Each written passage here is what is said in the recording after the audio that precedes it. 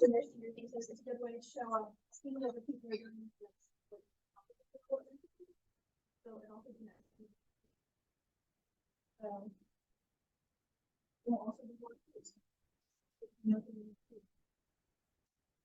Will you be presenting?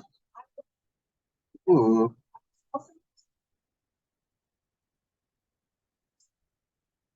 Nice.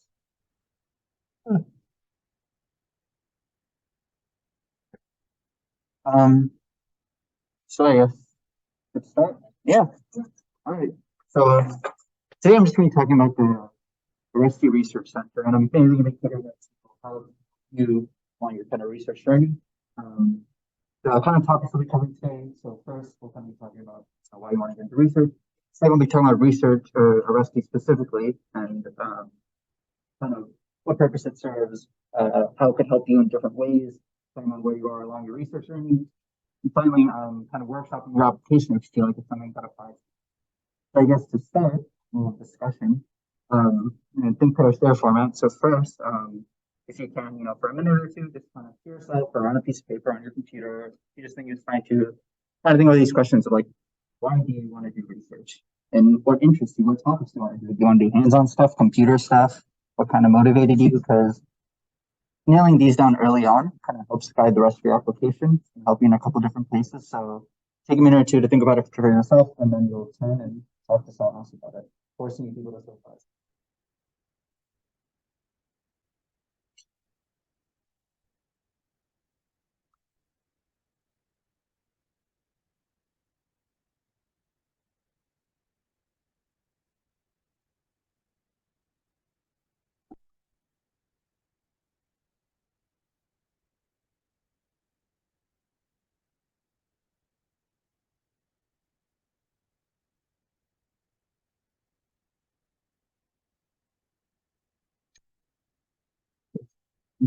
A lot of amazing introspection going on. So I'm forcing you to talk to each other. Turn to someone next to you and kind of talk about it. Just introduce yourself. Why do you like research? What do you want to do? If you're already doing research, what is it?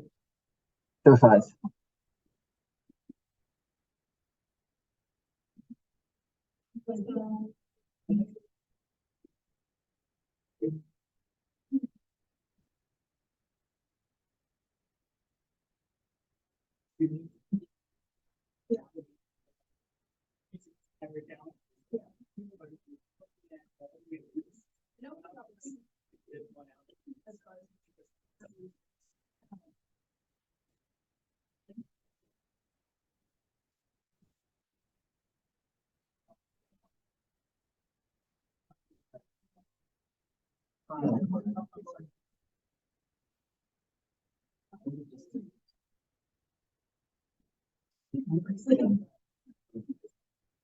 Yeah.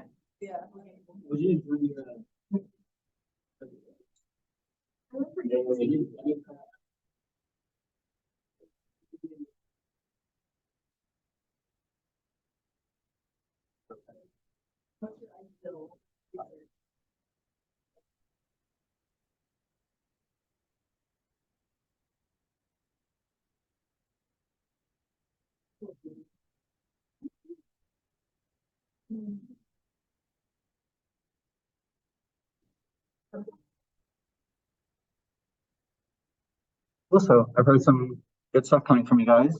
Oh, I already skipped the part. We've done the pair. Now, here, does anyone want to talk about anything? Are you undecided? Have you done research before? What are you interested in? Anyone? Yeah. I looked at some of the stuff that exercise, and all of it seems like really specialized. Not a lot of it is just physics. It also seems to be physics and biometrics, physics and optics. Or Marine was one of them too. Yeah. Okay. Interesting. Want to talk about that a bit later on. Anyone else want to talk about, introduce themselves, talk about their interests? Awesome. Okay.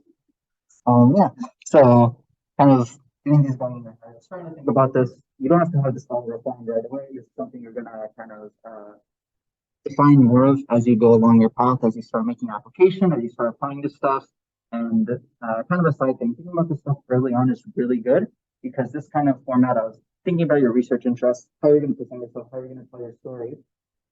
This is something that's going to carry through probably until you apply to grad school, which a lot of us physics majors are thinking of doing. This is kind of like a practice run of your application. And me myself, I'm applying for research this summer. I'm using a lot of stuff that I use in Aresty. I'm kind of upgrading that and updating that. And having this practice year after year is really, really helpful. So it's good to start thinking about this stuff early on. You don't have to know all the answers, but start thinking about stuff when something comes up.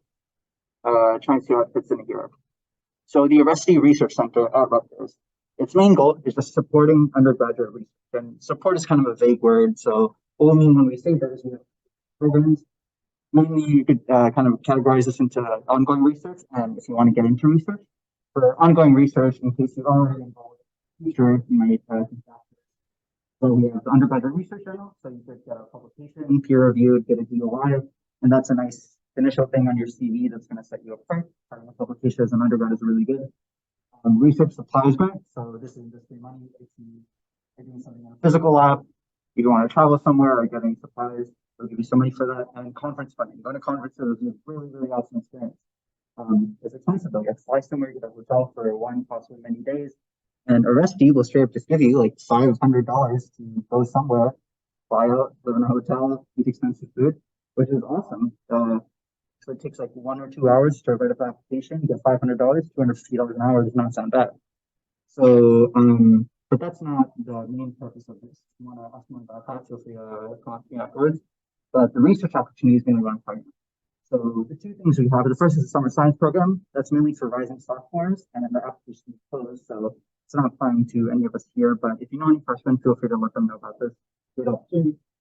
The research assistant program, however, is taking applications for April 16th. It takes anyone from any grade, all levels, and that's something that we're going to be focusing on this session because all of you can apply to this. It's a really cool research experience. So the actual program is that you're going to be following up with a professor, academic year, you're going to be doing research, you have 3 credits for it, and you're going to be expected to do 5 hours per week, plus some meetings, plus or minus. But where Aresty has been prepared for about some additional research and with the professor is that we really offer a sense of community. So something we do is we have these bi-weekly peer meetings where you're going to be talking kind of like drafting your abstract and drafting your posters, talking about research ideas, kind of borrowing methods from each other. You're going to be having a poster symposium at the very end of it, which is we're working on getting more scholarships out. So these aren't huge, but it's a nice like $500, $300 for some pretty basic stuff. Physics is right for these. I'm hoping to make some of these awards, and I'm going to buy some point towards physics. So open science, open data, open software, stuff that physics majors can very much be in the running for if you do these well. That's another plus. And we also have really cool workshops. So I'm working on getting an initiative called TOPS, Transform to Open Science. It's basically, like I was saying before, making your code, data, all that stuff more reproducible and accessible. We get some people to come in next year and get some lessons, start working towards certification, which really, really good resume and help you get some massive grants in the future. So yeah, a sense of community is a really cool stuff. So now, if some of you haven't already seen it, I wanted to kind of go through the anatomy of an RA project. So this is the main link. If you got an email from the RA program, this is what you might have seen. I'll walk through the actual process of kind of applying. So you'd go there, apply now. In subjects, you type in PHY, you go to physics, select it, just press enter, and you see that we have our 4 projects. So if we open any one of these, let's say the astronomy one, you want to sign in. I'm going to get some extra information because I'm a peer instructor that you probably shouldn't be able to see. So yours is going to look a little different. This is hidden from students. But basically the main parts is that you're going to get your project summary. Now this might be a bit complicated. And ironically, put it in the chat GPT and ask it to simplify it for you, or ask about other research in the field, or Google it. You'll find some really cool stuff if you're not sure if it's something you'll be interested in. Or ask the SPS Discord. Some of us know these professors personally, so we can give you firsthand information. Applicant responsibilities is going to tell you, is this a programming project? Is this going to be an experimental thing? That's definitely something you want to look into. Technically, you guys aren't supposed to know this, but some of these projects are taking 2 students. So in 3 projects are taking 2 students each. 1 project is taking 1 student. So that's a total of 7 students that can go in. So lots of opportunities. It'll go until April 16th. And something else you want to look at definitely is the application requirements. So some of these will require you to be a physics major, other ones will require an astrophysics major, some of them say you could be in engineering. A lot of them are going to have GPA requirements or knowledge of programming languages that they expect you to communicate. If you don't do that, then there's almost no point in applying. So these are things to look out and apply online. You kind of just go through this. The parts of this is you do your 1 to 2 page essay, your resume, and your transcripts. And that's something we'll be talking about a little later. So that is the RU project. In terms of the available projects, we have 4 in physics. We have kind of marine and coastal stuff with Venus, 1D relativity, astronomy, and quantum topology. We'll go into this later. But I encourage you a lot because physics is traditionally very competitive. I remember for this summer positions, I think we had like, I don't know how big our department is, but there are literally like, I think 2 physics positions open for the entire department. And last academic year, I don't even think there are as many physics positions as there are now. So you might, if you think that maybe you move into another realm, or even if you want to explore something else and get some more generalized skills, like if you said you don't know exactly what you want to work in, I highly encourage you to look into math or SPS projects. These are really cool projects as well. Some of them in math, obviously very applicable to physics. In CS, programming is a huge part of physics science, and these are data science, physical modeling, things that will look really great on your physics resume in the future. So these are projects that you could think about. Again, I explained before how to go on that website and look through the project. So look through that later. And yeah, so for our final kind of 3 parts, we're going to talk about your application and how to do it. So although I don't look at the applications they have in the program, I know a lot of people who download the program, and I talked to some of the people who work on the admissions committee. So I know kind of the idea of what it takes to stand out. One of the things is definitely, especially in physics, you want to build very strong programming skills. Almost all of these are going to say, hey, you're going to be doing some amount of programming. Either Python, MATLAB, or Maple, I think they talk about. And so the way you build that up is you can learn Python online. Python is the easiest one. It's the most prolific one. To learn that, it's really a great spring point for learning other languages. You can do some projects. So we did a workshop as part of the custody committee. Some cool stuff about working with libraries, or you could talk to us about working on other projects, or ironically ask GPT. Yeah, so I said, I'd like to apply for a research position in JWST astronomy, but I have no programming experience. Give me a good beginner project in Python. Give me this long, really cool project that you could, I don't have to work on. This is original, it's really cool. That's something you could start to put on your profile. And a nice thing to put that up on, it's one thing to say, oh, I've done a programming project. It's another to present it. So there's another thing you could talk to us about is making a GitHub. So if you're not familiar with GitHub, you can store your online code. This is my GitHub. I'll link all this at the end. But you want to have a nice presentation of your information. So one example might be you click on a link and you see, oh, this is my information. Here's some posters I've written. Here's some papers I've written, and storing all your code. And the benefit of this is that it's one thing to a professor to say, oh, I programmed this, I know how to do this, but talk is cheap, and that's really easy to translate what you've done. If you have physical code that you've written, and you have like kind of like a history of making commits on GitHub or like publishing stuff on GitHub, that's a really concrete and great way to show a professor that, hey, this is what I can do, this is what I have to offer to you. The professor is much more likely to think that you're someone who's contributing to their group. So, I'm sorry.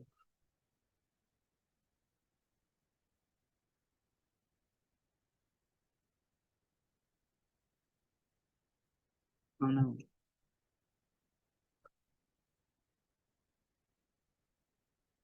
Yeah, so programming was the main big one. That's skills that you can open. We'll talk about that more a little later. You could still, even if you have no programming experience, you could start building some projects and see at the end. And also independence, talking about, because of the professors aren't expecting you to make huge contributions, they're mostly doing this as an educational experience to teach you stuff, and they're not going to appreciate it if you constantly have to ask them for every little thing. So communicating that you have, I know how to look stuff up, I know how to learn stuff on my own, I can read textbooks, I can read papers. That goes a long way in telling the professor that you have a lot of potential to grow. You can really use them as a resource to become a great student. Coursework, talking about relevant coursework is a big plus, and teamwork, because you'll likely be working with other REU students and possibly PhD students as well. So it's really good to know that you can learn from them and demonstrate to that professor that you have a lot of potential to grow. So the second thing about your application is the timeline. The applications are due on the 16th of April. That's a Sunday, I believe, and I highly recommend not waiting until the last minute because that's how you get rejected from everything and panic and send a email to Ms. Chandni before the deadline saying, "I'm sorry, can I submit this 30 minutes late?" And she says no. So week one today, just kind of a rough outline, but this week you find some projects you want to apply to, look them up, Google it, use ChatGPT, find out what you find interesting. You can, if you don't have a resume, you don't have an essay, you're not really sure, just dump out all your information. What am I interested in? What have I accomplished? Really, the idea is to get everything out on a piece of paper, and then you can worry about organizing all and forming your story later. And then also finding some programming projects. So think about us or look up online. If I don't have any programming experience, what's like a small project I could do? It doesn't have to be big. It could be like a couple of lines, or even just learning basic Python, so that I have this kind of baseline stuff that's going to put me ahead of other people. Week two, so that's going to be next Monday. It'd be a good idea to spend a little bit of time every day, having enough kind of this baseline information and some ideas. Start building a resume. I'd happy to give you a template or give you my resume for other people on SPS. Start making your essay, start crafting a story for yourself, and working on your programming projects. You spend what 20-30 minutes on this every day, like you're gonna be way ahead of a lot of others. Week three, the week after that, definitely ask people at SPS. We'd be happy to look over your application, start giving you advice, pointers. This is a really great chance for you to catch some small mistakes and get ahead of other people because it's a bit unintuitive. And the final week, you will be submitting. So it's really good to submit early because sometimes professors will send out interview offers and start looking at early. So although if you wait until the last minute on Sunday, 11:55 p.m., which is what I did, you can get in. However, submitting early is going to reflect better on each professor, and you have a higher chance of getting in case they do want to start looking at stuff early on. So finally, the final part of the application, so that's all the information I have to dump on you. For now, either for the rest of the meeting or next week or until April 16th, you are free to work on your stuff. Start brain dumping, start coming up with ideas. You're free to ask us. A lot of us have had the professors who are leading these research projects, so we'd be happy to answer questions if you have anything specific. If you're not sure what exactly you want to work on, we'd be happy to hear you out and talk about projects you might be interested in, tell you where to start based on your knowledge. Taking a C class, but you don't know Python, all that kind of stuff. But that is all. Thank you for listening, and yeah, good luck.